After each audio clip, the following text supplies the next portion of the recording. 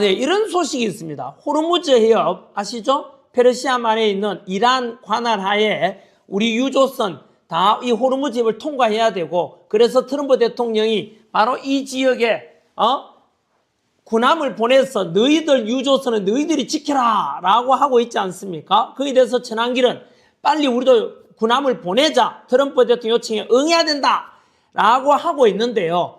이 호르무즈 해협에 이란이 관할하고 있는데 이 소식이 뭡니까? 막혀가지고 오도 가도 못하는 줄 알았는데 89척은 통과시킨 이란. 근데 놀라운 게 뭐죠? 위안화, 중국 화폐죠. 중국 화폐로서 거래해주면 그 유조선은 통과시켜준다라고 하는데, 여러분, 이게 무슨 내용이냐면 이거죠. 여러분, 현재 미국과 이란이 전쟁치고 있잖아요.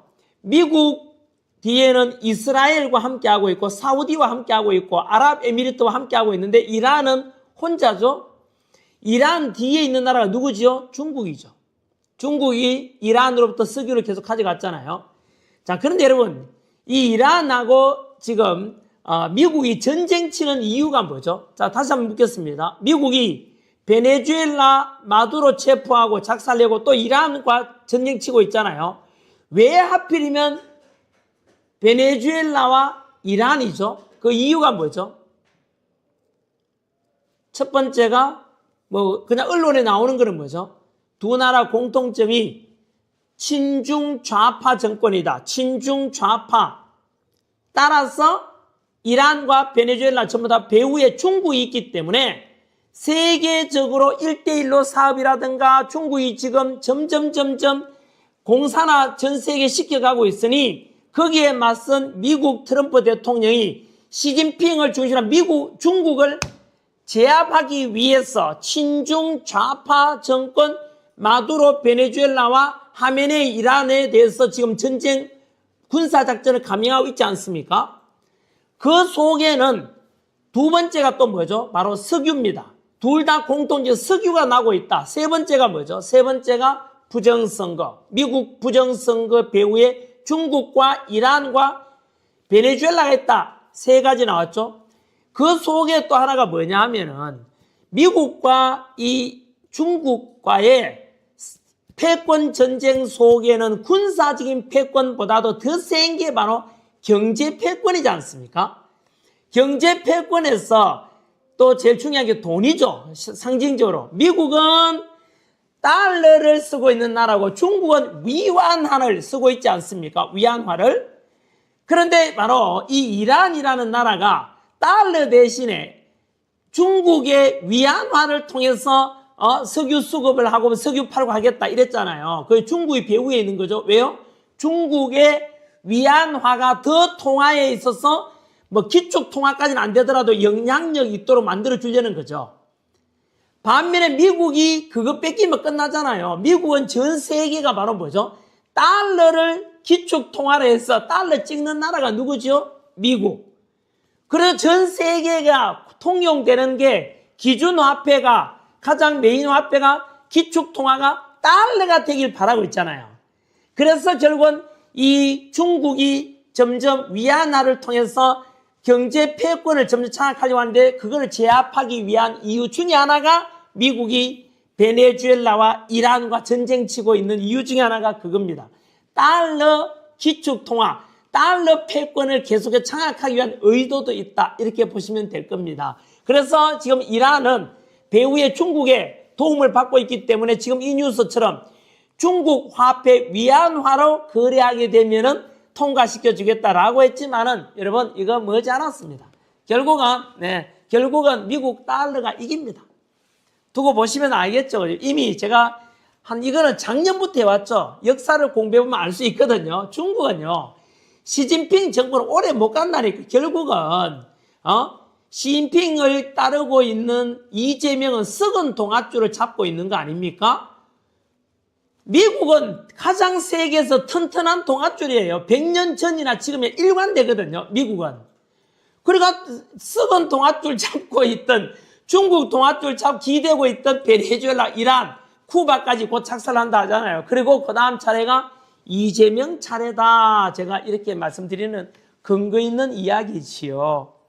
자, 그렇게 논평을 하고 1-3번 소식 한번 1-3번. 자, 네. 트럼프 대통령이 다시 한 번 더 3일 전에 뭐라 했습니까?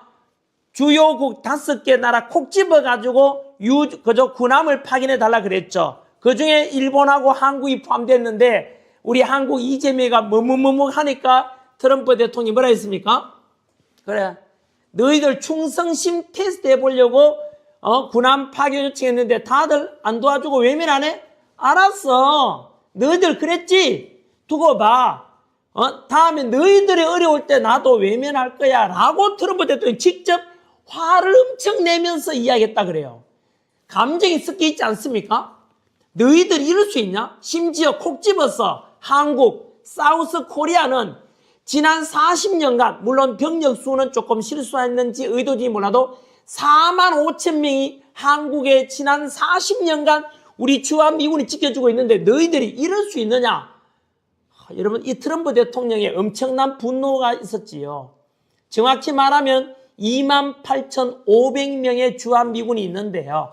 이 주한미군이 덕분에 한국이 미국의 핵우산 속에서 중국과 북한을 방어하고 지금까지 안보를 지켜왔는데 미국 트럼프 대통령이 너희들 그 미국에 고마워해야지 그걸 잊었느냐라는 경고인데 그것은 저는요 말이 경고로 끝날 게 아닙니다. 그리고 오늘 또다시 트럼프가 또다시 바로 지금 보다시피 금방 뉴스 보십시오.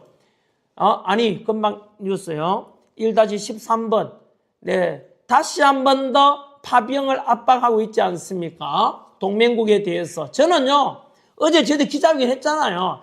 단호히 빨리, yes! 바로 가겠다라고 하면 트럼프 대통령한테, 이게 이재명의 마지막 살길이었는데 이재명 스스로, 자기 스스로 선택하네요. 이재명은 아웃이죠. 썩은 동아줄 중국 한번 찾고 있어 봐라. 어떤 일이 발생할지를 역사 공부해보면 알 수 있거든요. 그리고 이재명이 너무 어떻게 보면 멍청하다고 말할 수 있죠. 너무나 멍청하고 아도나도 어리석다. 그 역사 공부를 조금만 하면은 알 수 있을 건데 뭐 맨날 입만 벌리면 구라치고 남들은 그렇게 말하더라. 그러다 보니까 역사를 모르는 것 같아요. 어쩔 수 없죠. 역사를 잊은 민족에게 미래가 없다. 역사를 잊은 지도자에게 미래는 없다. 이런 말이 있지 않습니까?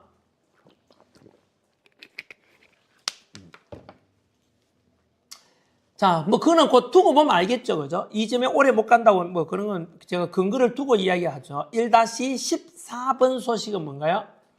자, 미국의 호르무즈 해협의 파병 요청에 대해서 국내 소식을 전하면은, 국민의힘 안에서도 빨리 파병해야 된다라고 했는 사람이 누군지 압니까? 안철수, 놀랍게도 안철수 의원이 빨리 파병해야 된다라고, 이야기했습니다.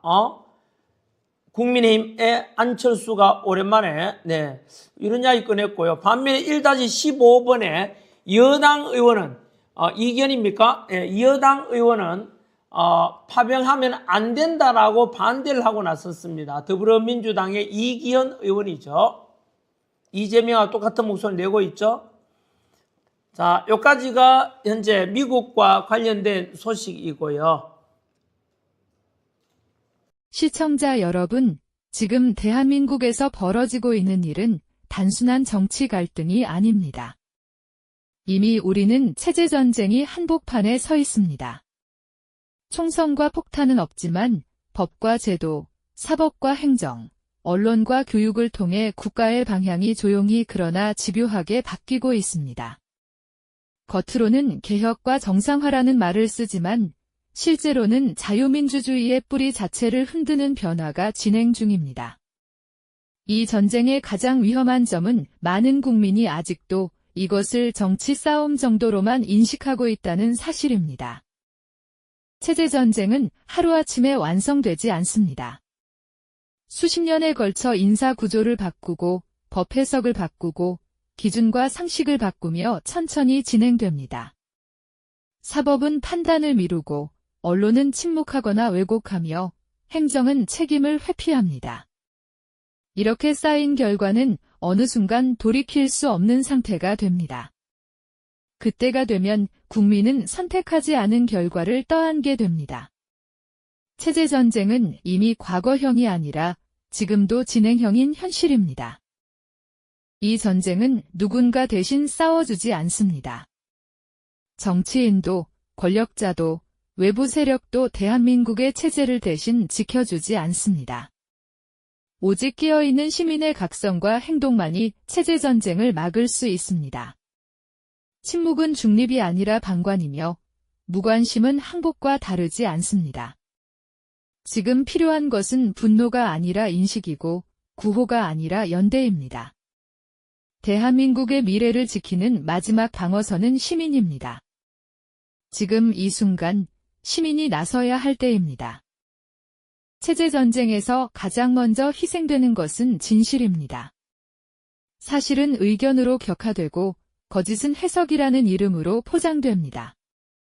언론은 침묵하거나 선택적으로 보도하고 문제를 제기하는 사람은 고립됩니다. 이렇게 진실이 사라진 공간에서는 시민의 판단력도 함께 약화됩니다.